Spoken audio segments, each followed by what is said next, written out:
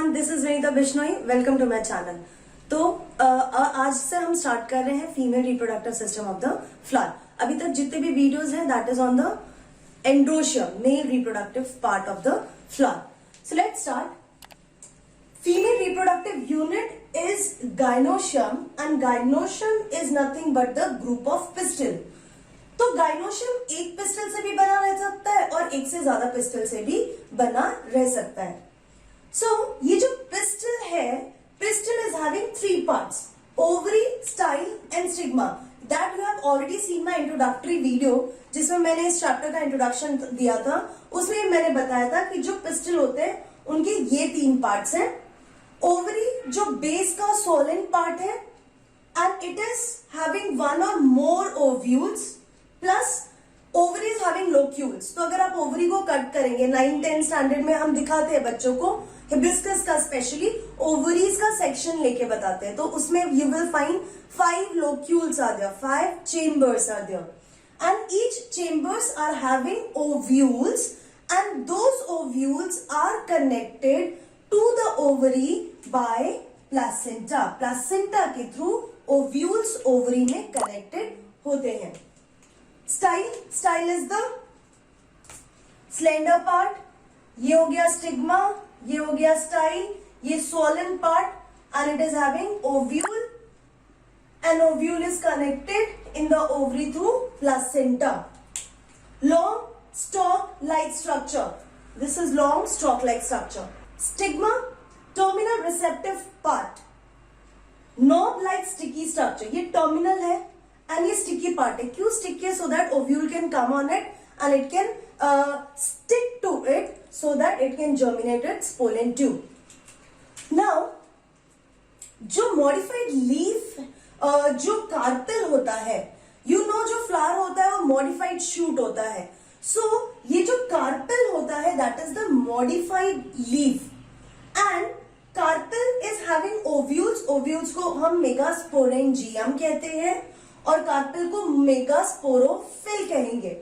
Synonyms है, आपको याद रखना बहुत जरूरी है। अगर सिंगल पिस्टल है, अगर गाइनोशियम सिंगल पिस्टल से बना है, फ्लावर के अंदर सिर्फ एक ही पिस्टल है, that is called monocarpellary. But अगर एक से ज्यादा पिस्टल या कार्पिल है तो उसे मल्टी कार्पिलरी ओवरी कहेंगे। अब मल्टी कार्पिलरी के भी टाइप्स हो जाते हैं। One is syncarpous and other is apocarpous. ये आपने 11th स्टैंडर्ड के 5th चैप्टर में पढ़ा हुआ है। Syncarpous where the ovary is fused, carpels are fused. तो आप जब बाहर से देखोगे ना तो आपको सिंगल कार्पेल लगेगा, but when you will take the TS of the ovary, what you will C,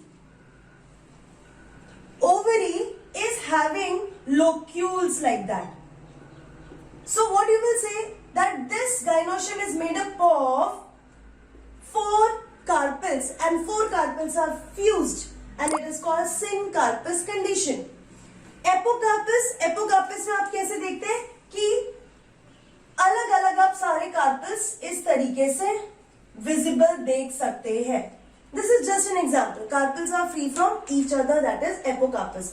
and ये दोनों कंडीशन कब होगी? जब मल्टी कार्पिलरी कंडीशन होती है। Next, placenta. I told you here, placenta joins the ovule in the ovary. Ovary is the part of carpel. One ovule होगा, जैसे wheat है, mango है, paddy है, इन सब के केस में एक ही ovule देखने को मिलता है। But when we talk about papaya, watermelon, orchids, ये सब आपने देखा ही है, इसमें बहुत सारे ovules होते हैं। तो it varies. एक भी ovule, जैसे ovary एक हो सकता है और ज्यादा भी हो सकता है, वैसे ही ओव्यूल्स भी एक और उनसे ज्यादा हो सकते हैं। Now this is the introduction about female reproductive part. Now we will discuss about specifically the structure of ovule. Structure of ovule, ovule जो है ओवरी के अंदर प्रेजेंट है। ओव्यूल बोल सकते हैं आप इसको, या इंटीग्यूमेंटेड मेगास्पोरेंजियम बोल सकते हैं। इंटीग्यूमेंटेड मतलब जो लेयर्स होती हैं ओव्यूल के ऊपर। सो it is integumented megasporangium. It is small or somewhat spherical, oval in shape. Ovule is having two main parts. One is nucellus other is integument. अब अगर इंटीग्यूमेंट्स प्रेजेंट है, एक इंटीग्यूमेंट, आप उस ओवरी को यूनिटेगमिक बोलेंगे। दो इंटीग्यूमेंट्स प्रेजेंट है उसे बाइटेगमिक बोलते हैं, और अगर एक भी इंटीग्यूमेंट प्रेजेंट नहीं है, नेकेड ओव्यूल है, so that is ategmic. Ovule attached to placenta by a small stalk like structure called funicle. अभी मैं आपको थ्योरेटिकल पार्ट बता रही हूं, इसके बाद I will make a diagram to make you understand. तो ओव्यूल, न्यूक्लियस एंड इंटीग्यूमेंट होता है। Now ovule attach to the placenta by a small stalk like structure called funicle. So अगर ये मैंने ओवरी ड्रॉ किया है, ठीक है, ओवरी है, ओवरी में यू विल सी दैट इस तरीके से प्लासेंटा प्रेजेंट होता है। Ovule attach to placenta by a small stalk like structure. So जो ये ओव्यूल है वो प्लासेंटा से स्मॉल स्टॉक लाइक स्ट्रक्चर से कनेक्टेड है, and this small stalk like structure is called funicle, and this is how the ovule is present.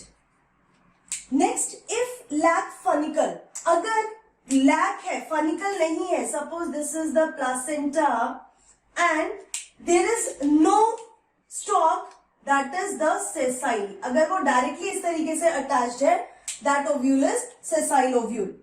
Point of attachment of ovule to the funicle, तो यहां पे ये point है, ये वो point है जहां पे फनिकल ओव्यूल के मेन बॉडी से कनेक्टेड है। That point is called hilum. आपने देखा भी होगा, जो भी आपके घर में ये मूंग होता है, चिक पीस, ब्लैक ग्राम, काले चने, छोले, इन सब पे आप देखोगे ना एक स्मॉल स्कार प्रेजेंट होता है ऊपर की तरफ पे, और वो स्कार हाइलम है, क्योंकि उस जगह पे जाके फनिकल अटैच होता है। सो उसकी वजह से एक डिप्रेशन क्रिएट हो जाता है वहां पे। Funicle fused with the body of ovule along one side called raphe. Raphe एक स्ट्रक्चर है, सपोज ये फनिकल है, this is the funicle, and funicle ovule से कनेक्टेड है। सो ये फनिकल थोड़ा सा बेंड हो जाता है, before it gets attach to the hilum, वो बेंड हो जाता है towards the ovule. That extra funicle is called as raphe. Funicle fused with the body of ovule along one side only, ये एक ही साइड इस तरीके से आ जाता है, that part is called raphe. Basal region of ovule is chalaza. ये वाला जो है हाइलम वाला पोर्शन है, इस साइड को चेलाजल एंड या चेलाजा बोल सकते हैं। Region where integuments are absent, आप देख सकते हो यहाँ पे इंटीग्यूमेंट है 1 and 2, यहां पे इंटीग्यूमेंट एब्सेंट है, तो इस पार्ट को आप माइक्रोपाइल बोल रहे हो। Enclosed within integuments mass of parenchyma cells. तो आप यहां देखें कि ये हो गया फनिकल, ये हो गया रेफे, ये हो गया hilum, these are the two integuments, and chalaza end है, ये माइक्रोपाइलर एंड है, और यहां पे मास ऑफ सेल्स है, पेरेन्काइमा सेल्स, तो इनको बोलते हैं nucellus. This is nothing but nucellus.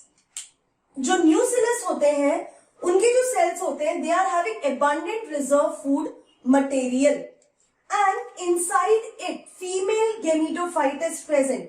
तो यहां पे जब डेवलपमेंट हो जाता है ओव्यूल का, तो यहां पे फीमेल गेमिटोफाइट या आप एम्ब्रियोसैक बोलो, इस तरीके से प्रेजेंट होता है। सो मैंने इस वाले स्ट्रक्चर को एनलार्ज कर दिया।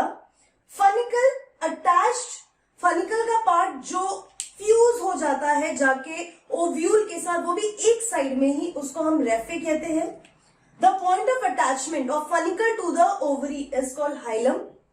हाइलम के बाद देयर इज टू इंटीग्यूमेंट्स, और इंटीग्यूमेंट्स के अंदर न्यूसेलस प्रेजेंट होता है। द पॉइंट लाइक जहां पे हाइलम प्रेजेंट होता है, जिसे बेस ऑफ ओव्यूल कहते हैं, उसको हम चिलाजल एंड कहेंगे, और जहां पे इंटीग्यूमेंट्स एब्सेंट होते हैं उसको हम माइक्रोपाइल एंड कहते हैं. So now I am going to enlarge this diagram and then we'll talk about its part. So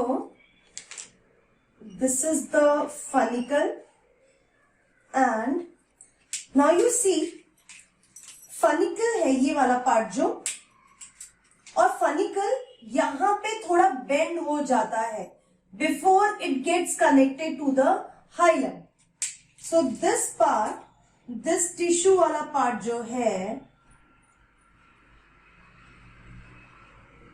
this stalk-like structure is funicle. This part is the raphe.